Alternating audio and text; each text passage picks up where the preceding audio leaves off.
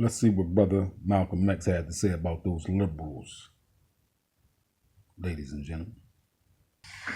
In this crooked game of power politics here in America, the Negro, namely the race problem, integration, civil rights issue, are all nothing but tools used by the whites who call themselves liberals against another group of whites who call themselves conservatives, either to get into power or to retain power. Among whites here in America, the political teams are no longer divided into Democrats and Republicans. The whites who are now struggling for control of the American political throne are divided into liberal and conservative camps. The white liberals from both parties cross party lines to work together toward the same goal, and white conservatives from both parties do likewise. The white liberal differs from the white conservative only in one way. The liberal is more deceitful, more hypocritical than the conservative. Both want power, but the white liberal is the one who has perfected the art of posing as the Negro's friend and benefactor. And by winning the friendship and support of the Negro, the white liberal is able to use the Negro as a pawn or a weapon in this political football game that is constantly raging between the white liberals and the white conservatives. The American Negro is nothing but a political football, and the white liberals control this ball through tricks or tokenism, false promises of integration and civil rights.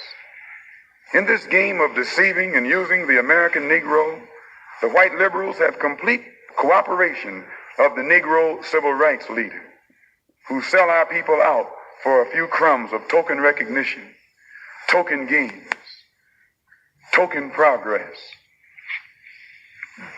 In the New York Tribune, in an editorial dated February the 5th, 1960, they pointed out that out of 11 million qualified Negro voters, only 2,700,000 actually take time to vote. This means that, roughly speaking, only 3 million out of the 11 million Negroes who are qualified to vote take an active part, and the remaining 8 million remain voluntarily inactive.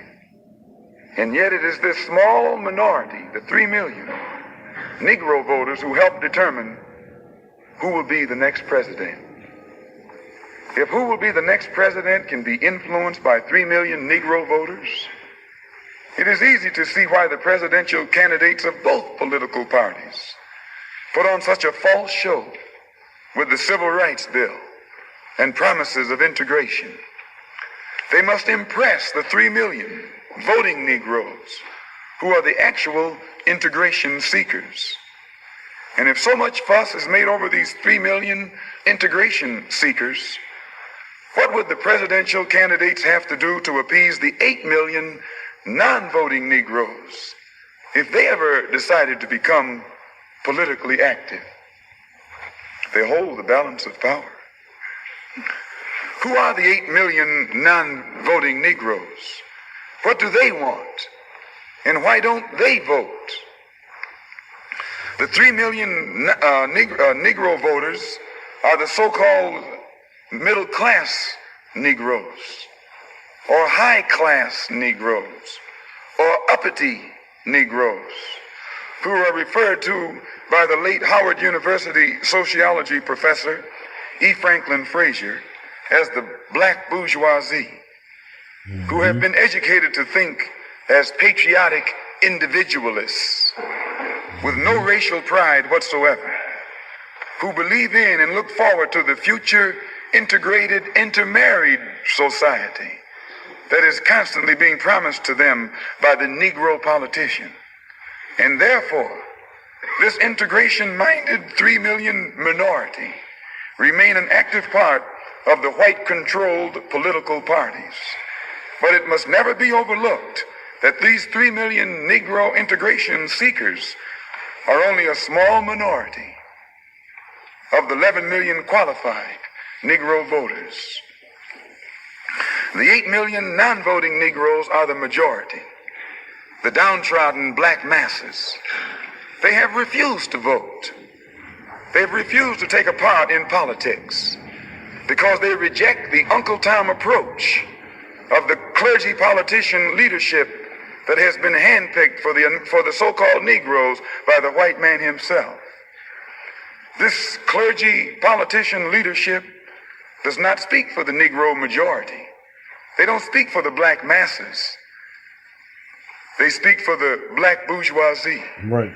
the brainwashed, white-minded, middle-class minority, who, because they are ashamed of their race, because they are ashamed of being black, and don't want to be identified with black, they are seeking to lose this black identity by mixing and mingling and intermarrying and integrating with the white society. The race problem cannot be solved by listening to the white-minded, brainwashed minority. The white man must try to learn what the black majority want. The president would be wise to try and learn what the black masses want. And the only way to find this out is by listening to the man who speaks for the black masses. And I can declare to you tonight, after making history earlier this month as the new leader of House Democrats, Tuesday morning Congressmember Hakeem Jeffries stopped by the iconic Junior's The house Cheesecake. nigga. Jeffries broke bread with Senate Majority Leader Chuck Schumer. The two Brooklynites are now two of the most powerful men in Washington. Both went to public high school here in Brooklyn. Both were raised in very diverse communities. We spoke with the two Brooklyn Democrats after their strategy session. We spent a lot of time talking about how we're going to get things done. In the House of Representatives, Republicans are now in the majority, and House Republicans started this newest session of Congress divided amongst themselves, needing to hold vote after vote to select a House Speaker.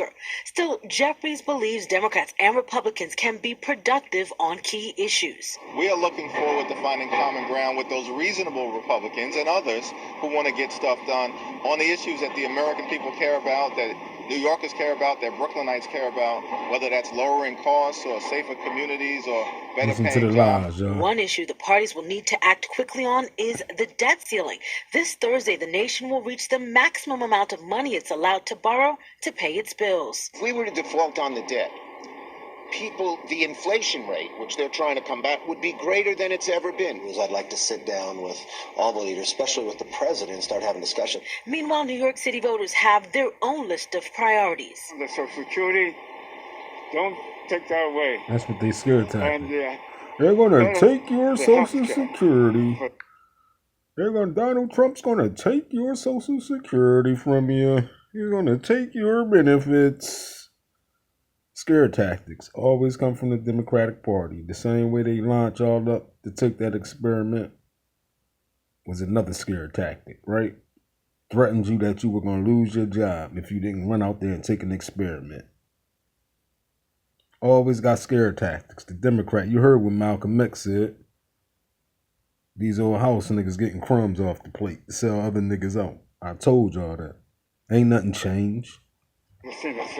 Make sure people get jobs, take care of homelessness, You know what I And mean? Mayor Eric Adams also has a request Homeless from Washington. running wild He wants in more America, federal but aid yet to they deal with funding the migrant illegal crisis, a migrants. crisis that the mayor says could cost as much as Homeless running rampant in America, but yet they want to fund illegal migrants. God damn it.